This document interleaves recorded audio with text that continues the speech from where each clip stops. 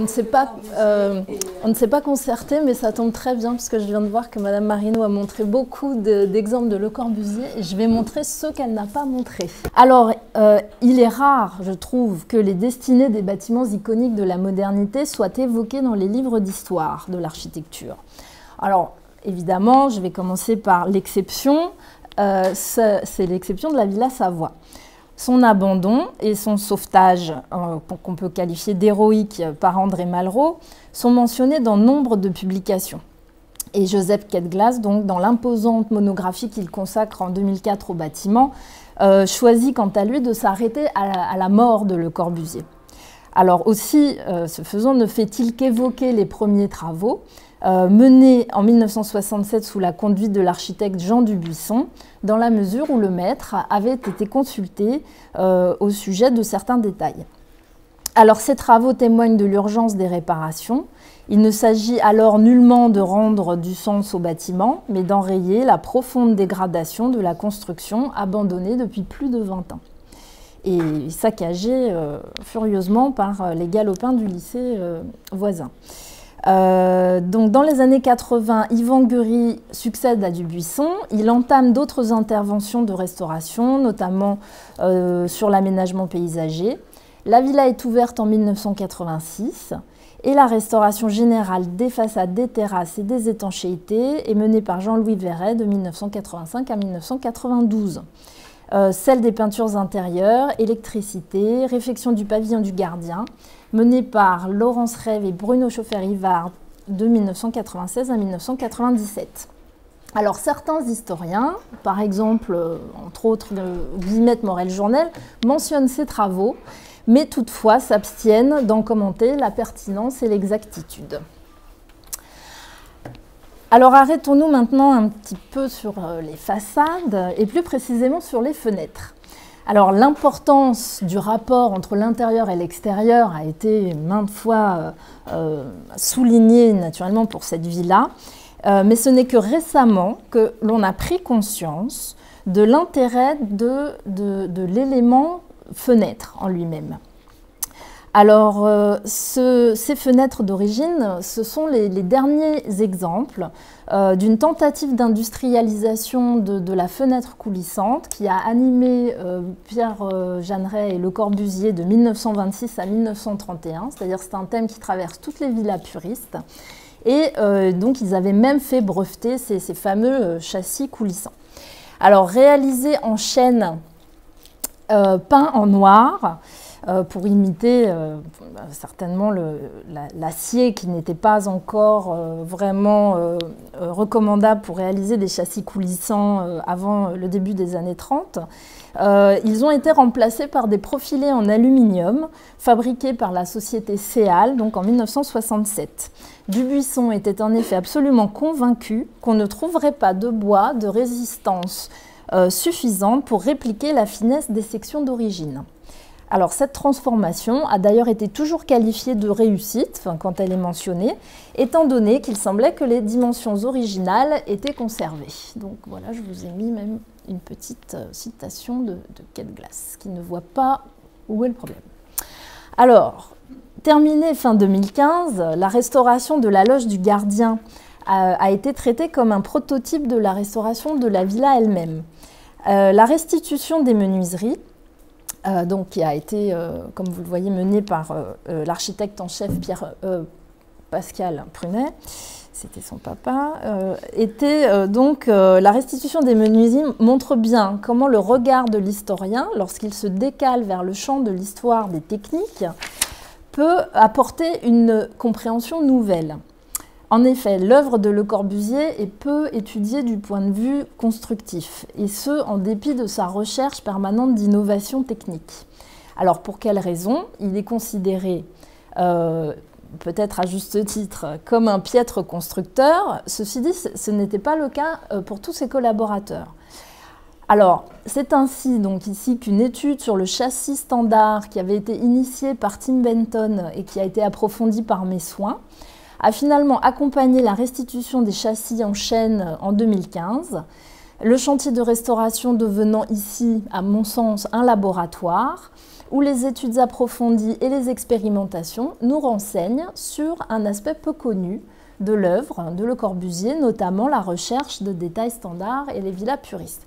Je n'ai pas mentionné le travail remarquable qui a été fait par le laboratoire de recherche des monuments historiques sur la polychromie, puisque je me concentre sur les fenêtres, mais naturellement, je l'évoque rapidement.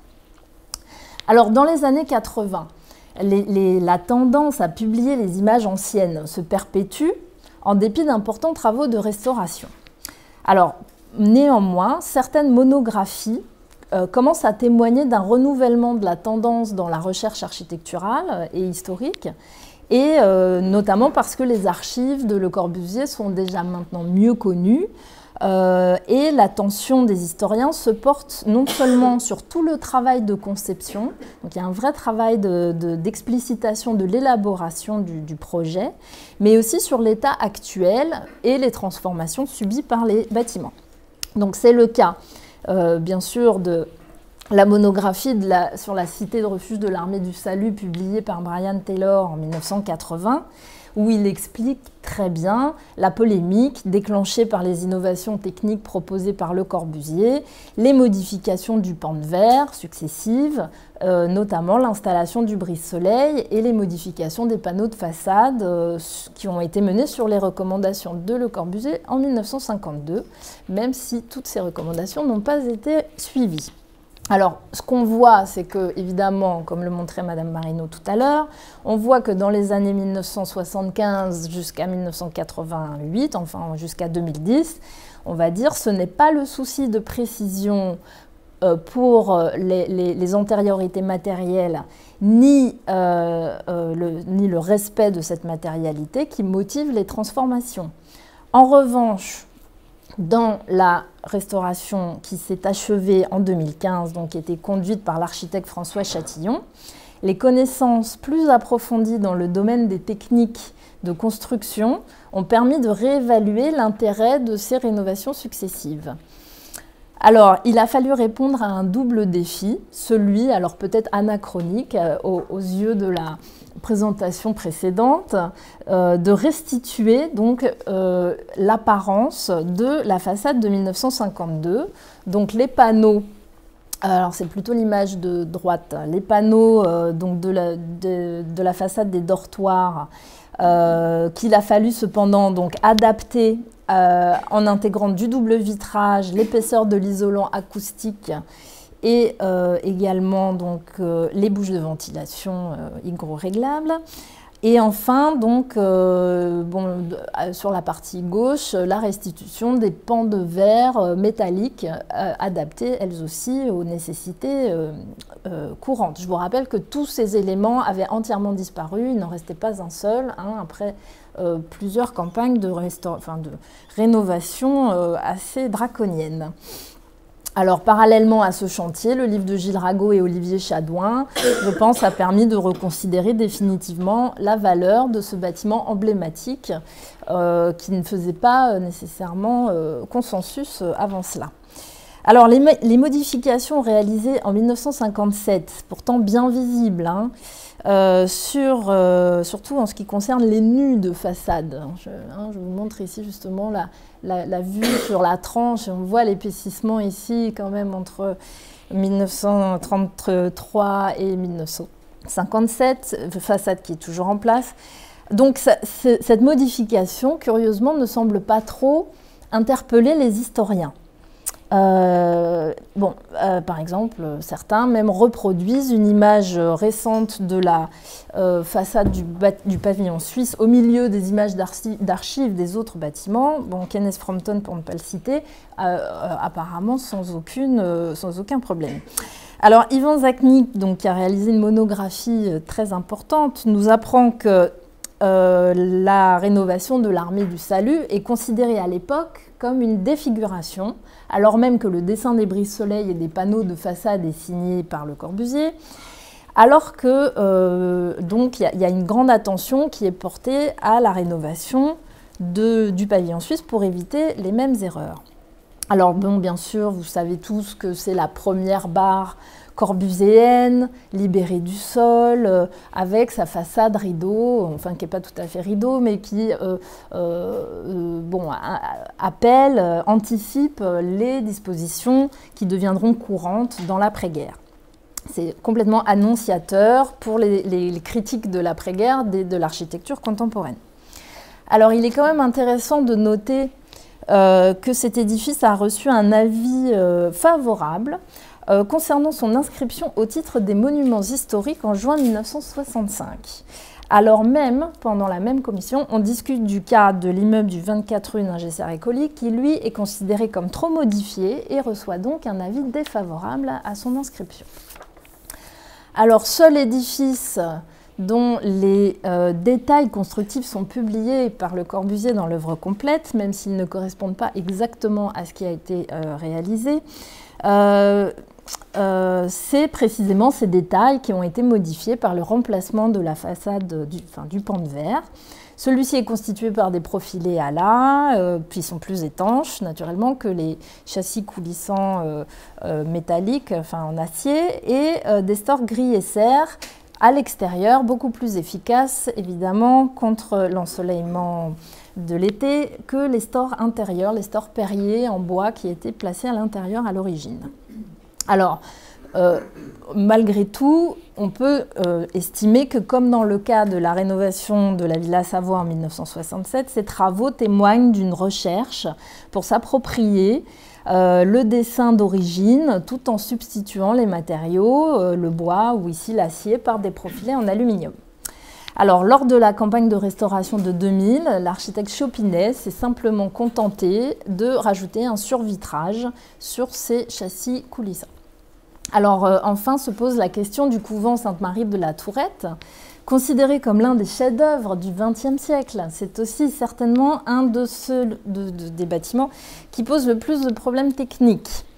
Alors, il a fait d'ailleurs l'objet de campagnes de restauration extrêmement fréquentes. Ferraud nous rappelle bien les difficultés de son chantier, mais aussi l'intérêt des techniques qui ont été étudiées pour pallier aux carences budgétaires. Les nombreuses interventions de réparation ne sont toutefois pas mentionnées dans cette monographie. En revanche, elles sont bien résumées dans les études préalables des architectes en chef, Jean-Daniel Mortamet et Didier Réplin. Alors là encore, à travers ces différentes interventions, on peut lire des interprétations variées. Dans les années 1980 et 1990, on refait les étanchéités de toiture, mais la question du confort est aussi abordée. Alors, d'ailleurs, on ne se préoccupe pas tellement des questions d'apparence, puisque dans les cuisines, notamment, on remplace les vitrages du pan de verre ondulatoire par du double vitrage, et ce faisant, on épaissit les barbotières. Donc ce sont les éléments un petit peu plus forts ici qu'on voit qui découpent horizontalement les vitrages du pan de verre ondulatoire de façon polyphonique. Alors on remplace ces barbotières par des éléments plus épais en PVC. Alors la chaudière est également remplacée, etc. Mais les problèmes de température, de confort et de consommation énergétique demeurent sans solution. Alors l'église, bien sûr, est glaciale en hiver, mais surtout le problème se situe dans le réfectoire, orienté plein ouest, très mal ventilé parce que peu équipé de ventilateurs et où naturellement il fait trop chaud dès que le soleil est présent. Alors en 2002, lorsque le dossier est repris par Didier Réplin, c'est la sécurité de l'accueil du public qui devient le critère prédominant. Alors les vitrages d'origine des pans de verre du réfectoire sont jugés trop fragiles et ils sont remplacés par des vitrages feuilletés qui sont replacés dans la feuillure de béton. Cette modification permet de déposer les barres de métal. Alors je ne vous les ai pas indiquées, on les voit ici. Il y avait des barres, en fait, des garde-corps métalliques qui avaient été posés pour éviter qu'on se cogne dans les vitrages fragiles et qu'on risque de faire une jolie chute quand même du premier étage. Et donc, pour l'architecte, donc Didier Replin, c'est très important de démonter ces barres qui servent de garde-corps, et donc le vitrage feuilleté empêchera la chute. Alors, toutefois, moi, je pose la question, ces barres ne faisaient-elles pas partie de l'œuvre, puisque quand même terminées en 1960, on les voit sur les photos qui sont publiées en 1961 par Jean Petit. Bon. Les questions de confort sont très importantes. Elles sont adressées donc par une ventilation renforcée dans le réfectoire, mais plus globalement, la question de la dépense énergétique n'est pas posée, et notamment aussi en hiver. L'architecte en chef décide de ne pas continuer à remplacer le simple vitrage par du double vitrage, jugé peu concluant, et propose à la place donc de rééditer des filières de barbotière en laiton pour remplacer celles en aluminium qui ont été utilisées. Voilà. Et donc, je vous laisse aussi apprécier la perte matérielle, certes, mais aussi la perte de sens qu'une restauration peut occasionner, malgré les intentions de l'architecte qui montre bien qu'il a pris toute la mesure de la qualité humaine de cette œuvre et de l'empreinte de l'homme.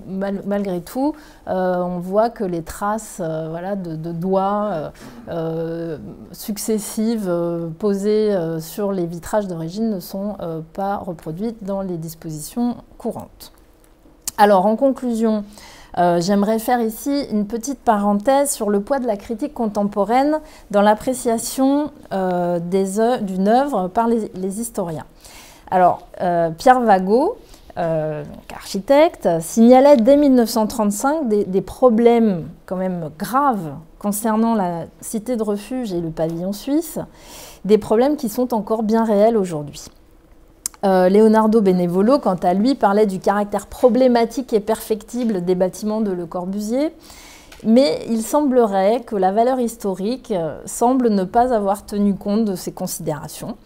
En revanche, les architectes chargés de l'entretien et de la pérennité de ces bâtiments ne peuvent pas les ignorer. Alors voilà pour les critiques pas tout à fait inexactes de Pierre Vago. Bon, c'est toute une tartine sur la cité de refuge, mais j'ai pensé à Emmanuel Gallo qui connaît bien le cas du bourdonnement exaspérant de l'aspiration, de l'aération mécanique et de la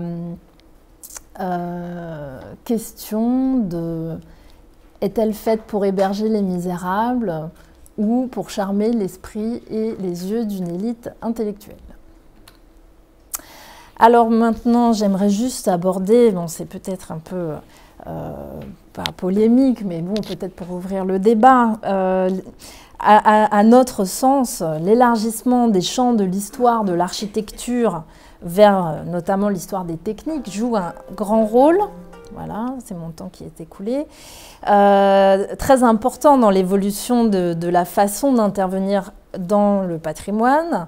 Et donc, de mon point de vue, l'amélioration de cette connaissance dans le domaine de l'histoire des techniques jette un jour nouveau et influence les restaurateurs, même imparfaits, mais quand même. Mais à l'inverse, j'aimerais poser la question, la restauration influe-t-elle l'écriture de l'histoire de l'architecture ?